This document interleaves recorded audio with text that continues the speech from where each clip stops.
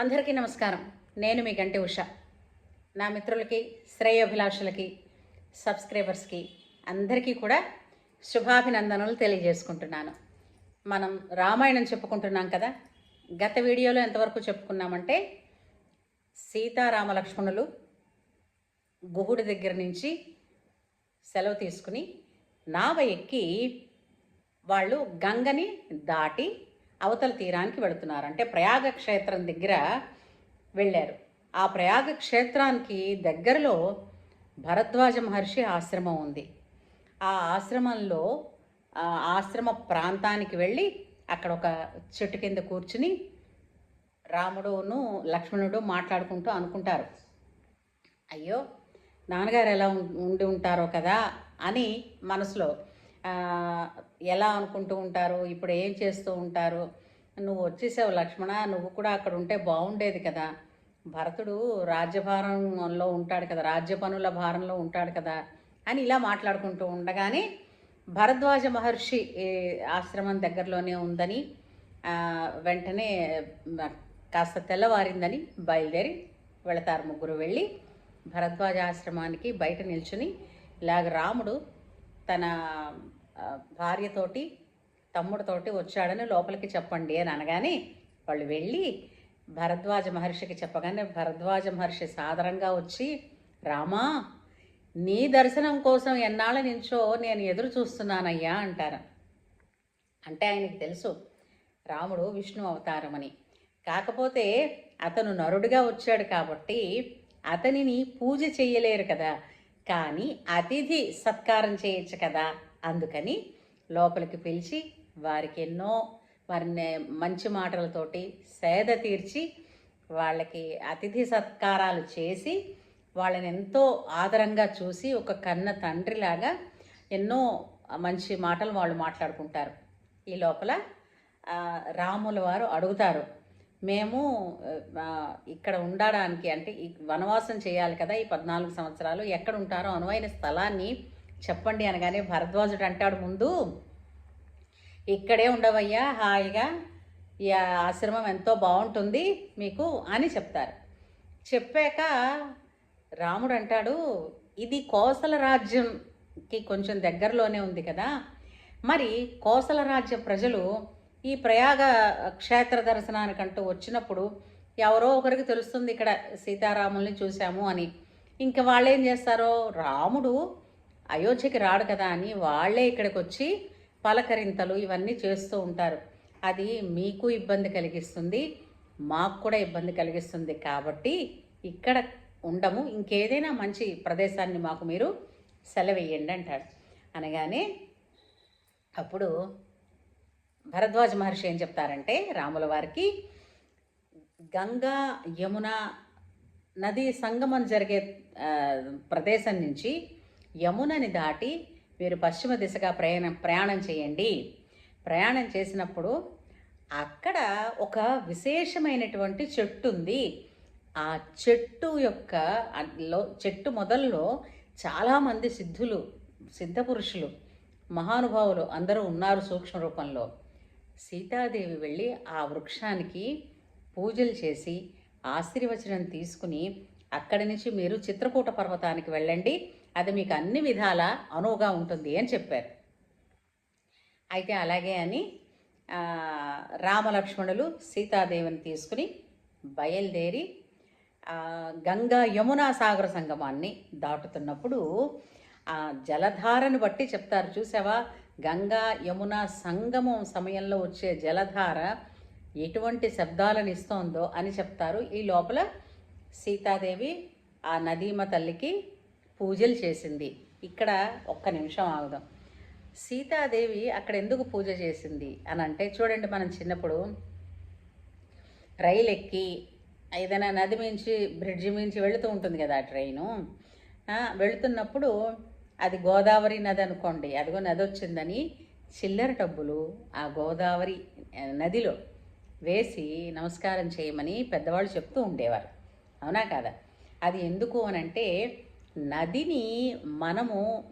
అంటే జలశక్తిని ఉపయోగించుకున్నందుకు గాను, అంతేకాకుండా ఆ శక్తిని ఉపయోగించుకుంటూ దాని మీద మనం అంటే కొంచెం ఆవిడ్ని శక్తిని కదిలించినట్టే అవుతుంది కదా. అందుకని క్షేమంగా మమ్మల్ని ఈ ఒడ్డు నుంచి ఆ ఒడ్డు తీసుకెళ్ళవమ్మా అని ఆ నదీమ తల్లికి నమస్కారం చేస్తూ పువ్వులు వేసి వీలైతే లేదా దక్షిణ సమర్పించుకొని ముందుకు వెళ్ళండి అంటారు. ఇది అసలు విషయం. అలాగా ఈ అలవాటు ఎప్పటి నుంచి వచ్చింది అని అనుకుంటున్నారేమో, అదిగో అప్పటి నుంచి కూడా ఉంది.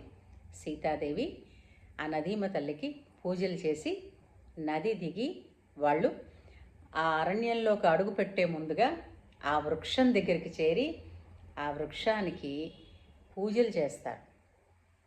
సీతాదేవి పూజలు చేసి అంటుంది, మా వనవాసం 14 సంవత్సరాల వనవాసం ప్రశాంతంగా జరిగిపోయి హాయిగా ఆనందంగా తిరిగి మేము మా అయోధ్య నగరానికి చేరేటట్టు ఆశీర్వచనం చేయండి. రామచంద్రుల వారు లక్ష్మణుడు ఈ వనవాస కాలంలో క్షేమంగా ఉందురుగాక అని. అంతే కదండి. ఇప్పుడు ఏ భార్య అయినా ముందుగా ప్రార్థించేది దేవతలకి తన మాంగళ్యం గురించి, తన అత్తింటి సౌభాగ్యం గురించి మాట్లాడుతుంది. తర్వాత వెంటనే పుట్టింటి సౌభాగ్యం గురించి వాళ్ళు బాగుండాలని మాట్లాడుతుంది. ఇంతే కదా.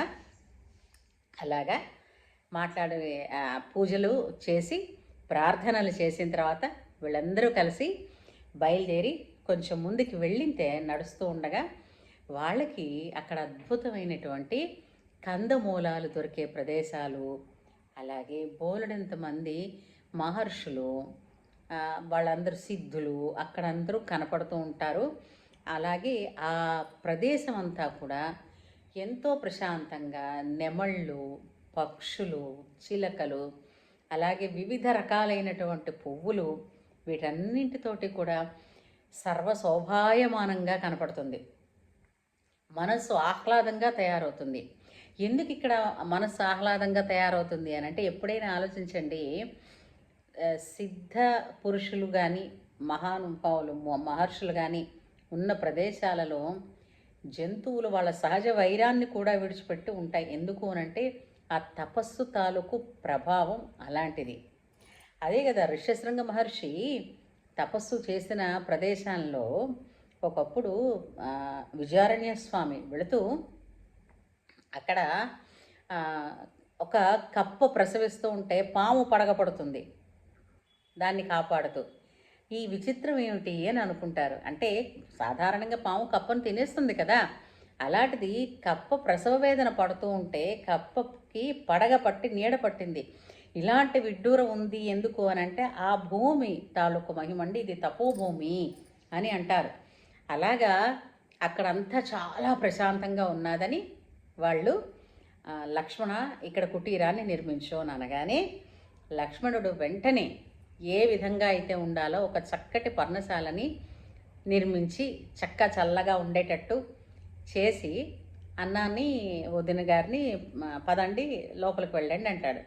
అనగానే రాముడు ప్రతీదీ కూడా ధర్మబద్ధంగా కర్మబద్ధంగా ఉంటారు. ఆయన ఏంటన్నారు, అలా వెళ్ళిపోకూడదురా, మనం వాస్తు పూజ చేసుకుని వాస్తు హోమం చేసుకుని వెళ్ళాలి, నేను చెప్తాను కొన్ని వస్తువులు పట్టుకురా అడవిలోంచి అని చెప్పి ఆయన చేత ఆ వస్తువులు తెప్పిస్తే రాముల వారు వాస్తు పూజ చేసి వాస్తు హోమం చేసి సీతాదేవితో కలిసి తమ్ముడితో కలిసి ఆ పర్ణశాలలో గృహప్రవేశం చేసి అక్కడ ఆనందంగా ఉన్నారు.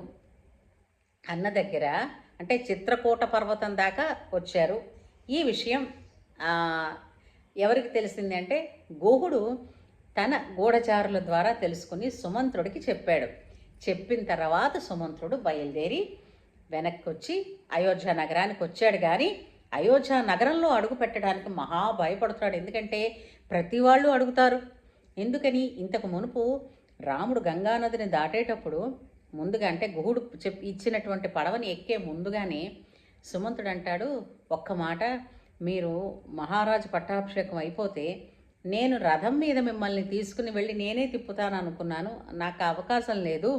కాబట్టి ఇప్పుడు మిమ్మల్ని అడవి దాకా తీసుకొచ్చానా, మీతో పాటు 14 సంవత్సరాలు నేను కూడా కాలు కింద పెట్టనివ్వకుండా ఈ రథంలోనే తిప్పి తిరిగి మీతోనే రథంతో 14 సంవత్సరాలు అయిపోయిన తర్వాత నేను అయోధ్య వెళ్తానంటే నవ్వుతాడు. నాన్నగారికి నువ్వు తప్ప సేద తీర్చేవాళ్ళు ఎవరు ఉంటారు, మేము ఇక్కడ హాయిగా ఉన్నామని చెప్పాలి కదా అని రాముడు బతిమాలి పంపించేస్తాడు. అలాగా అప్పుడు ఈ సుమంతుడు అంటే అది అయిపోయిన తర్వాత ఈ తనేమో గుహుడు దగ్గర ఆగిపోతాడు. కానీ గుహుడు చెప్తాడు, గూఢచారుల ద్వారా తెలుసుకుని రామలక్ష్మణులు సీతాదేవితో కలిసి చిత్రకూట పర్వతంలో ఒక అనువైన ప్రదేశంలో పర్ణశాల నిర్మించుకుని అందులో గృహప్రవేశం చేసి సుఖంగా ఉన్నారు అని తెలుసుకున్నాక సుమంత్రుల వారు అయోధ్యకి వెనక్కి తిరిగారు. అయోధ్య వస్తున్నప్పుడు ఆయన పడిన మనోవ్యాకులత అంతా ఇంత కాదు. తీరా ఆయన అయోధ్యలో అడుగు పెట్టిన తర్వాత ప్రతి ఒక్కళ్ళు అడుగుతున్నారు, రాలేదా సీతారాములు, రాలేదా లక్ష్మణ, రాలేదా, మీరు ఇలా వాళ్ళని ఎలా వదిలేసి వచ్చారు, మీరు ఎందుకు ఇంత కఠినాత్మలు అయిపోయారు అని వాళ్ళని, అలాగే తమ ప్రజలు కూడా వెళ్ళొచ్చారు, వాళ్ళందరూ కూడా వెనక్కి తిరిగి వచ్చేసారు కదా. వాళ్ళ భార్యలైతే వాళ్ళని ఎంత తిట్టారంటే, మీకు అన్నం ఎలా సాయిస్తుంది, మీరు వాళ్ళని ఎందుకు ఎలా వదిలేసి వచ్చారు అని చెప్పి వారు నదీ స్నానాలు చేస్తున్నారు కదా ఆ పుణ్య దంపతులు సీతారాములు.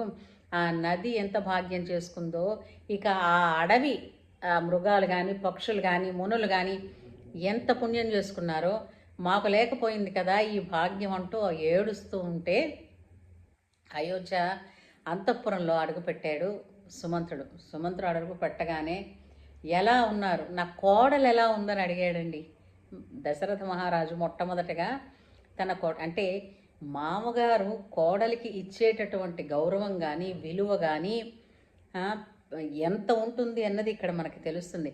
మొట్టమొదట తను అడిగింది ఒక్కటే, సీతాదేవి ఎందుకంటే ఆమె ఎండకన్నెరిగని ఇల్లాలి కదండి, మహాభోగాలతో పుట్టినటువంటి సాక్షాత్ మహాలక్ష్మి అయోనిజ ఎలా ఉంది అనంట, బాలేన రమతే సీత అంటారంటే రాముడు ఉన్నాడు కాబట్టి ఎంతో హాయిగా చిన్న పిల్లల చూడండి.